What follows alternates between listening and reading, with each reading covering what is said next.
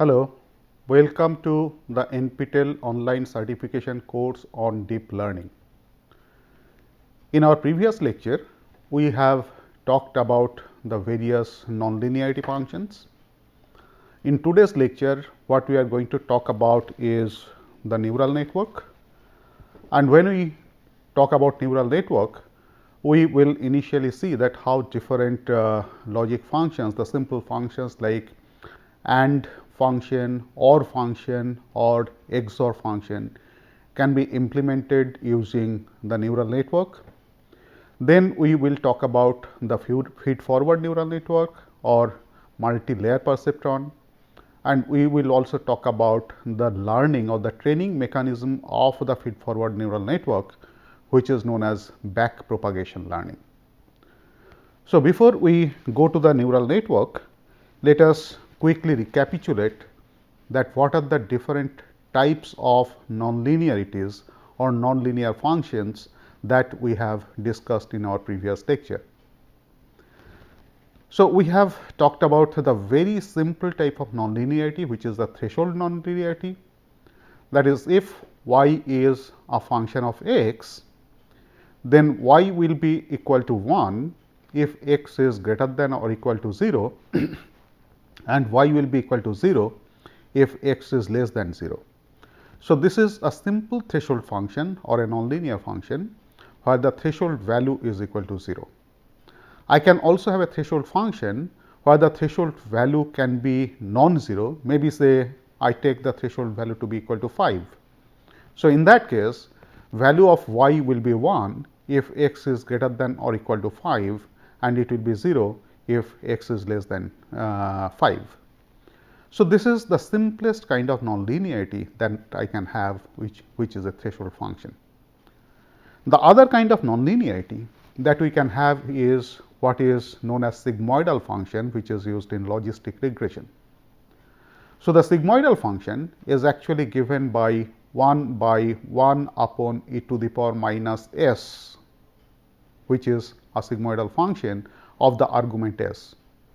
Now, in this case, since we are talking about the classifications or machine learning techniques, where we will be frequently talking about the dot product of two different vectors w and x, where w is the weight vector and x is the sample vector, then our argument s becomes w transpose x.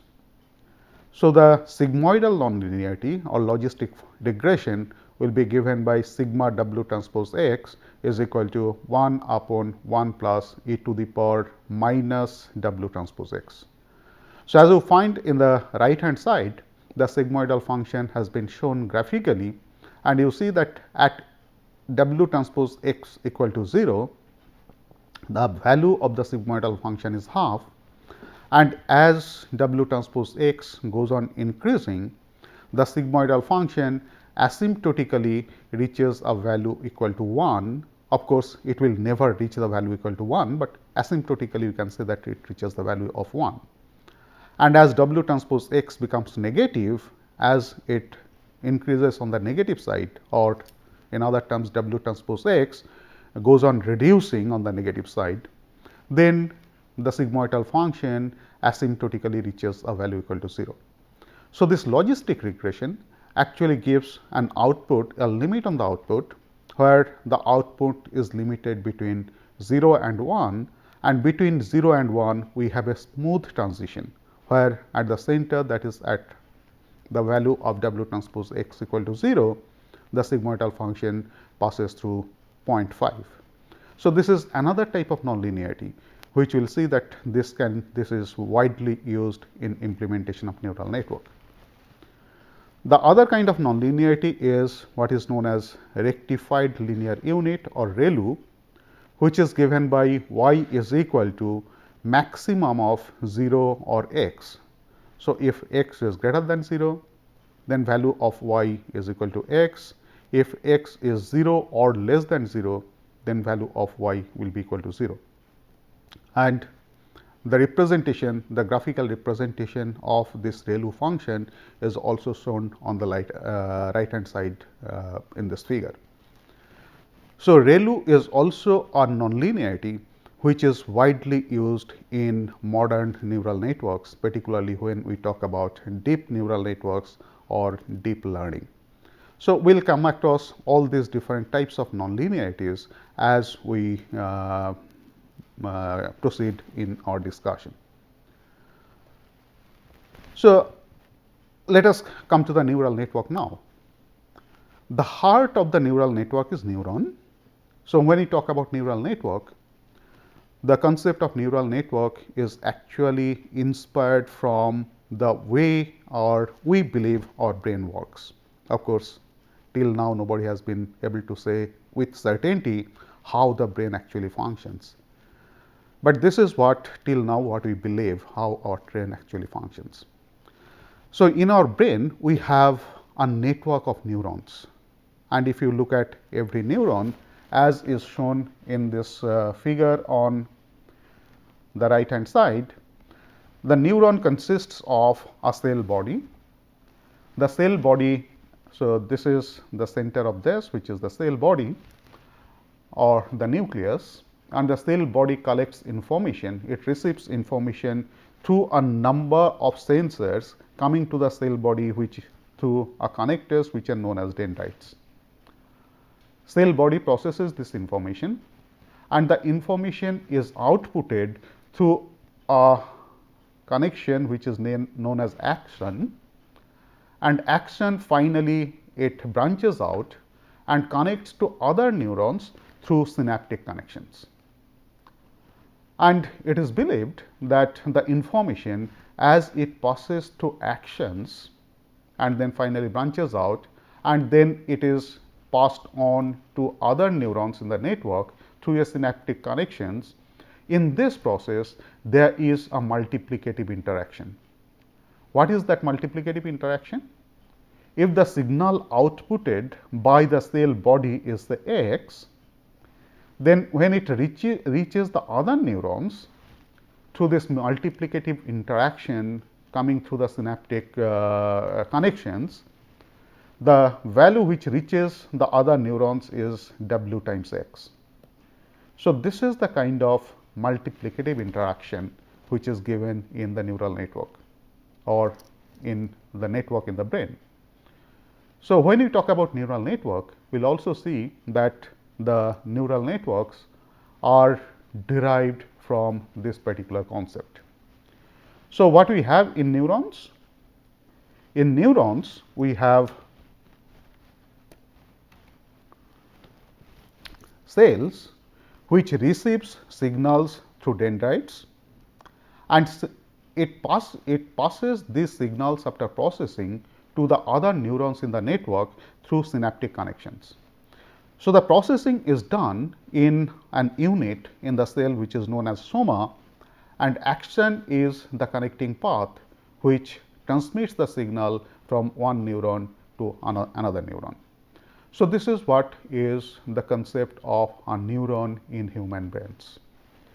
So, when you talk about a neuron in our neural network, you find that here also every neuron consists of a functional unit, which is the cell body given by this unit.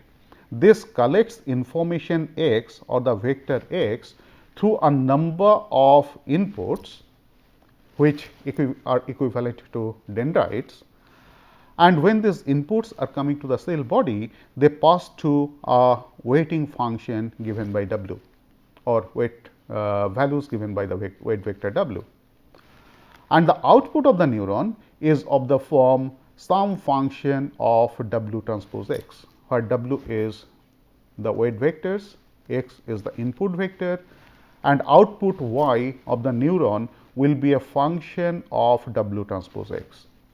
And when you talk about neural network, this function f in most of the cases is a nonlinear function like the nonlinear functions that we have discussed before.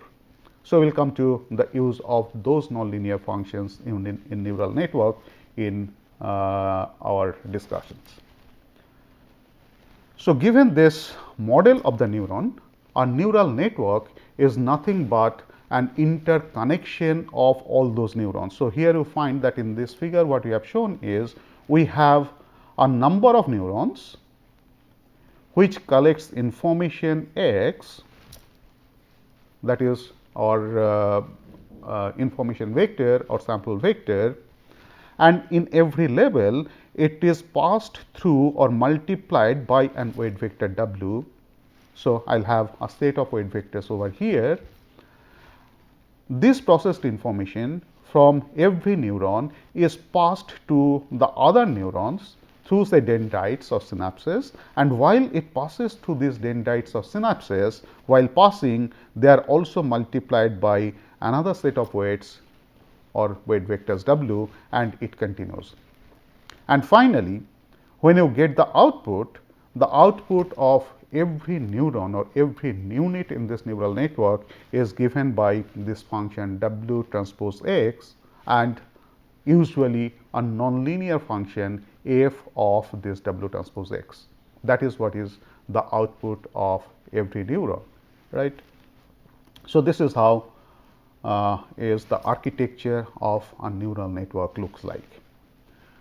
So, given this, let us now see that how these neural networks can be used to implement various functions.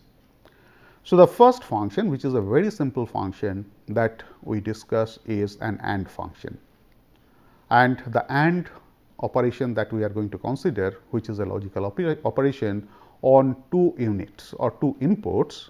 The inputs are x1 and x2, and obviously these inputs are binary inputs. So, I have the input vector which is given by x1 x2, and my output function, which is an AND function, is given by y, as shown in the table on the left hand side. So, as you all know that if the input vector is 0 0, then given the function to be AND function, the output is obviously 0. If the input is 0 1, the output is also 0. If the input is 1 0, output is 0. Only when input is 1 1, that is both the inputs, both the variables on the input, which are binary variables, are 1, then only the output of the AND logic will be equal to 1. So, if I consider these x1 and x2, which are inputs to this AND gate, to be the features, or x1 x2 given together become a binary feature vector, then I have a feature space or a two-dimensional feature space. So, if I plot these outputs in this two-dimensional feature space as given on the right hand side of this figure over here, you see that when x1 is 1 and x2 is 0, the output is 0, which is shown here. If x1 is 0 and x2 is 1, then also output is 0. If x1 is 0, x2 is 0, output is 0.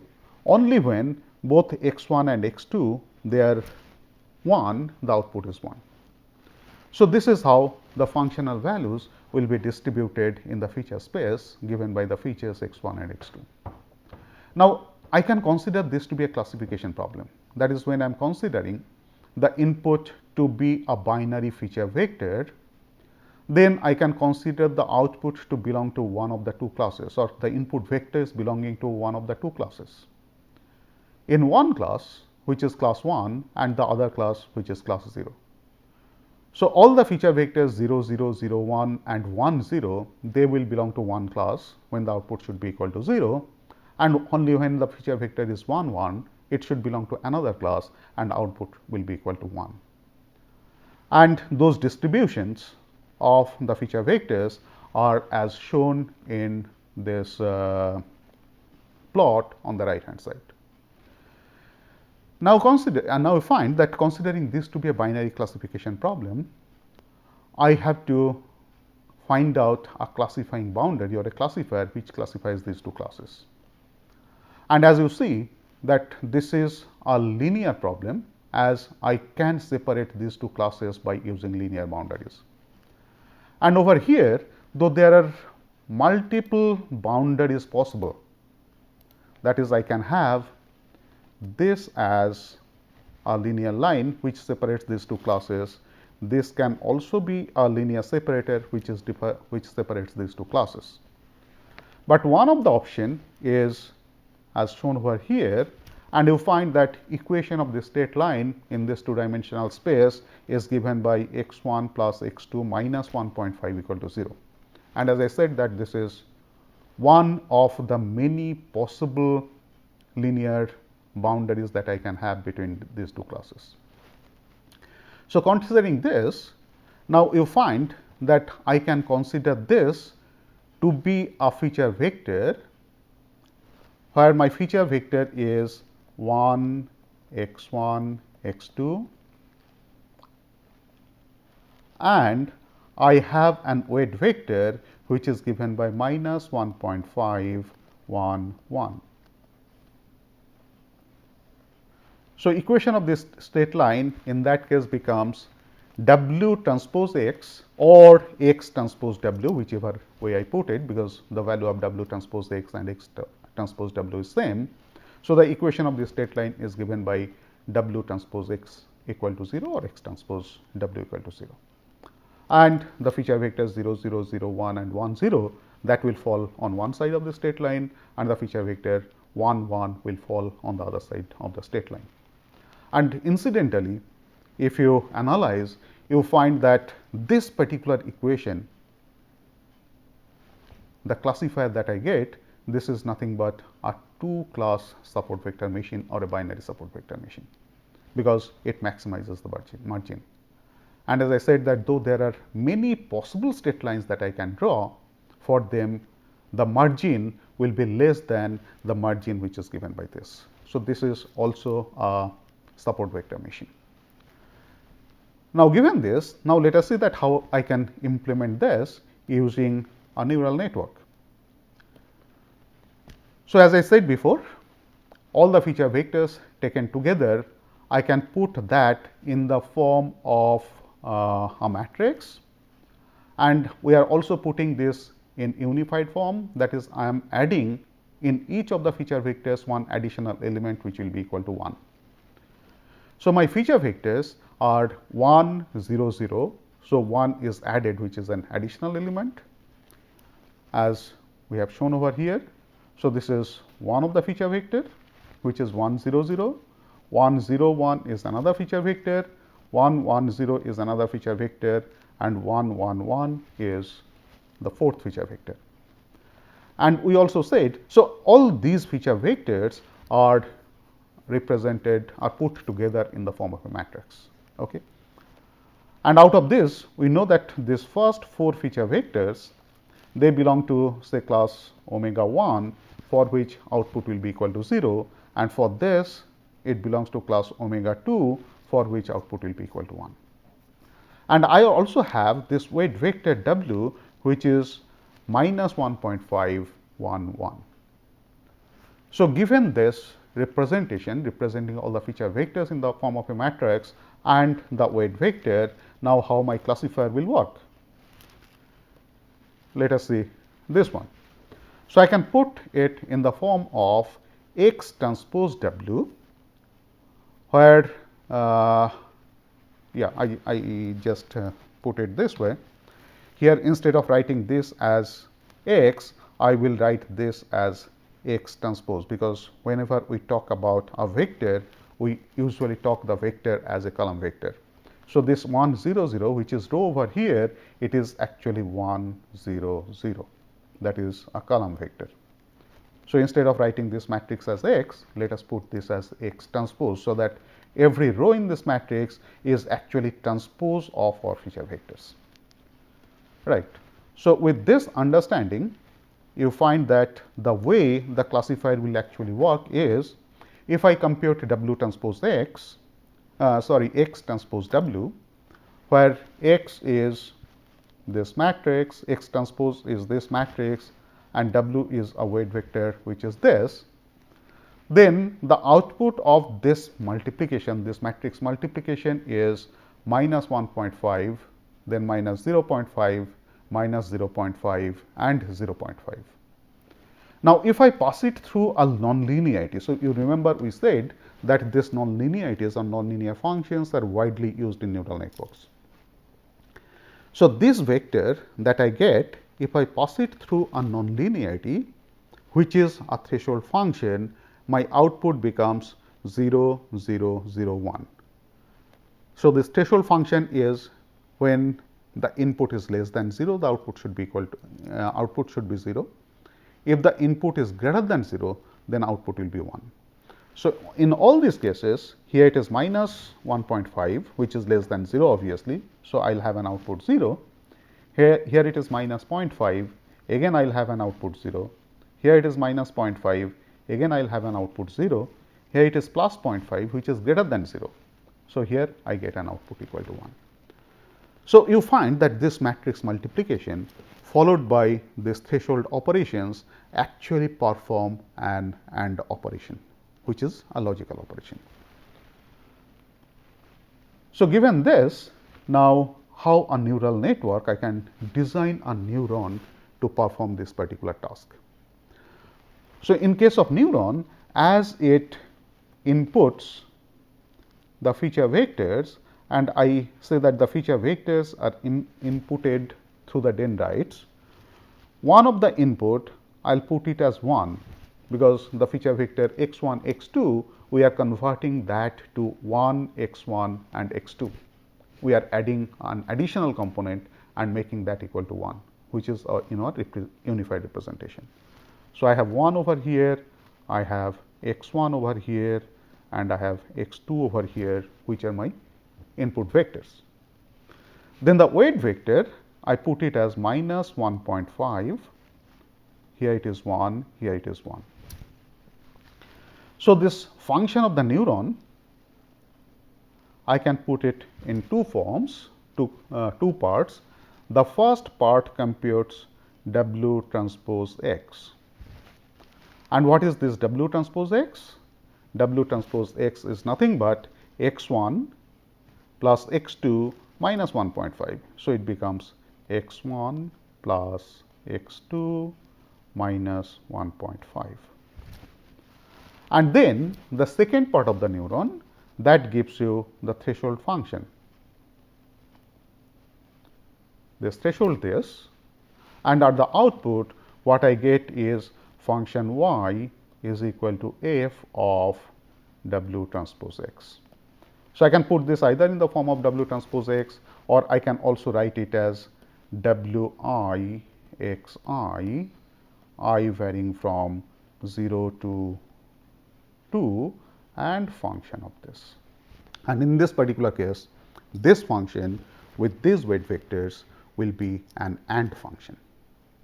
So, this is one of the ways you find that I can implement an AND logic, which I can pose as a classifier problem, as a binary classifier problem with binary inputs. So, we have two dimensional binary inputs x1 and x2, and that classifier can easily be implemented by a single neuron. So, I do not need multiple number of neurons or a neural network for that purpose.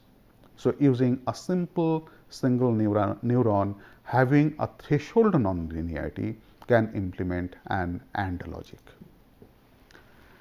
In the same manner, let us consider that whether I can have some other logical functions to be implemented in the same manner. So, I consider here the other logical function, which is an OR function. Again, in case of OR function, I again consider the inputs to be two-dimensional binary vectors having components x1 and x2. So, my function will be if both x1 and x2, then output should be 0. In all other cases, that is if the inputs are only when x1 and x2 both of them are 0, then output should be 0, that is it belongs to one class.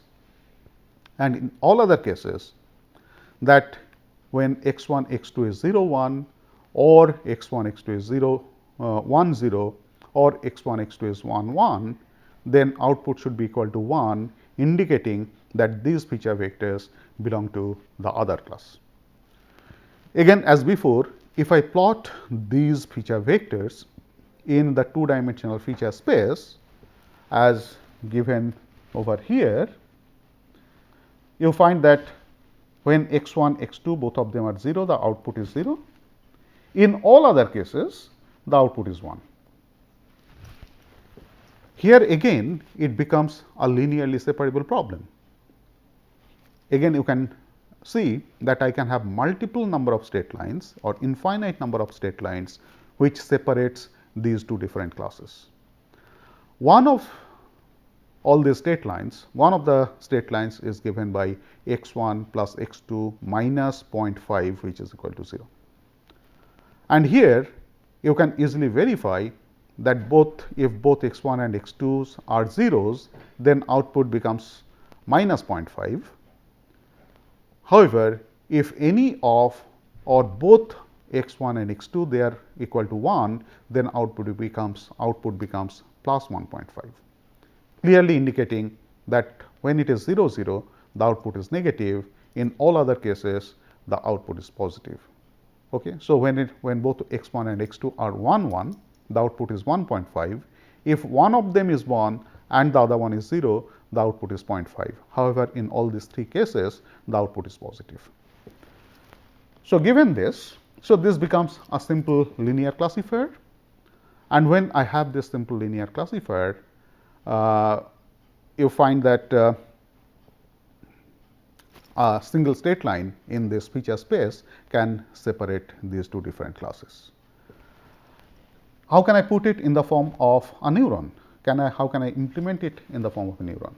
So, here as we have shown before, in the same manner I can do it as X transpose W, where the matrix X is the matrix which is formed from all those two dimensional feature vectors. W is the weight vector which indicates what is the separating plane between the two different classes. If I perform W transpose X, then this is the output vector that I get. Again you pass through this threshold nonlinearity, so output becomes 0, 1, 1, 1. So, when my input vector is 0, 0, output is 0. When the input vector is 0, 1, output is 1, 1, 0, again output is 1, 1, 1, the output is 1. So, this simple operation implements the OR logic. And how do I implement it in neural network? Again very simple. I put the input vector to be 1, x1, x2, and the weight vectors will be minus 0.5, 1, 1. This neuron computes W transpose X, and I have this threshold nonlinearity which performs f of W transpose X, where this f is nothing but the threshold nonlinearity. And at the output, what I get is an OR function. So, again you find that using a single neuron, I can implement an OR function. So, it has been possible to implement these logical functions using a single neuron, because the problem that I have considered, they are linearly separable problems. Both and OR functions, they are linearly separable. But if the problems becomes non-separable, what will be our situation and how we can solve those problems using neurons or neural networks? That we will explain in our next lecture. Thank you.